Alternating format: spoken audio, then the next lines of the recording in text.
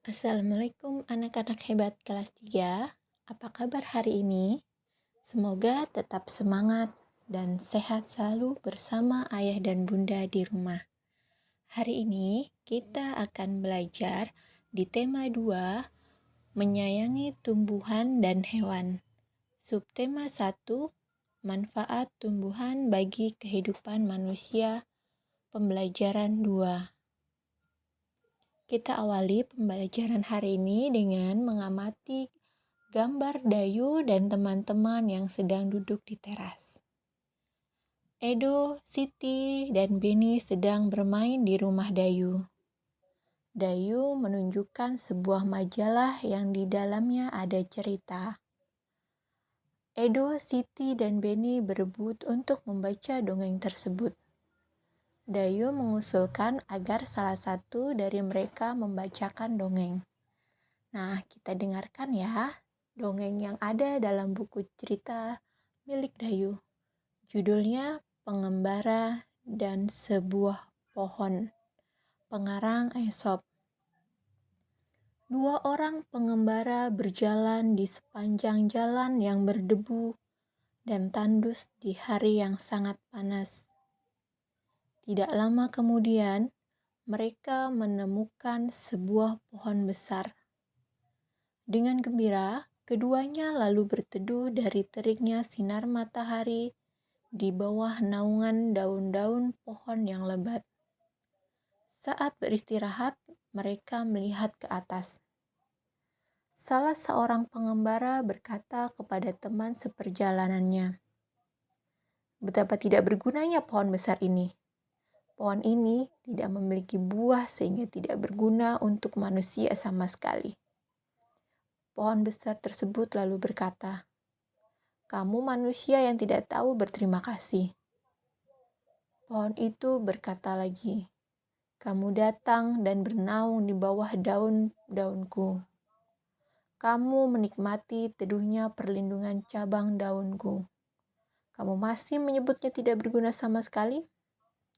Nah, itulah cerita tentang pengembara dan sebuah pohon yang bersumber dari rumah dongeng. Kegiatan selanjutnya kita lanjutkan dengan ayo menulis. Yang pertama, bagaimanakah sikap manusia terhadap tumbuhan dan binatang? Kamu tuliskan pendapat kamu di buku tulis kamu. Untuk yang kedua, ceritakanlah pesan yang terkandung pada dongeng Pengembara dan Sebuah Pohon. Jika sudah selesai, jangan lupa untuk memfotonya. Kita lanjutkan belajar kita dengan menyimak dialog di bawah ini. Ada Beni, ayah Beni, dan ibu. Beni berkata kepada ayah, "Kenapa ayah sering mengucapkan terima kasih?" Ayah Beni menjawab, "Berterima kasih itu termasuk orang yang selalu bersyukur." Kemudian Beni bertanya kembali, "Apa hubungannya berterima kasih dengan bersyukur ya?"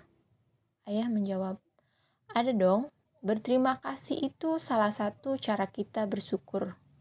Orang yang selalu bersyukur adalah orang yang rendah hati. Kebalikannya, orang yang tidak bersyukur adalah orang yang sombong."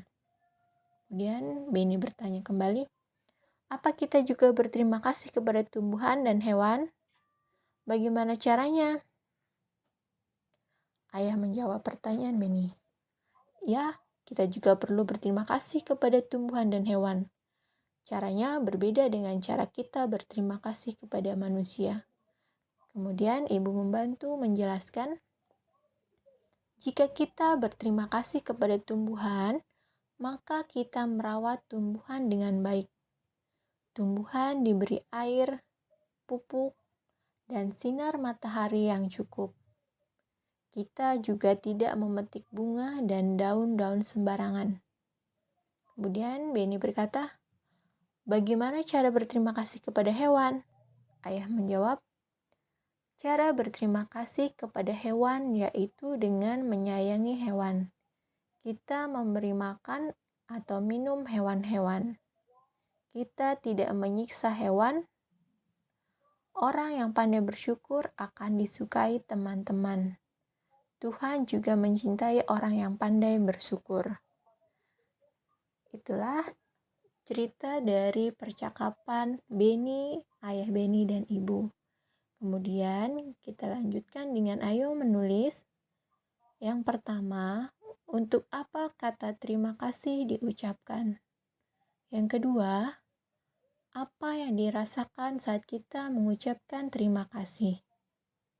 3.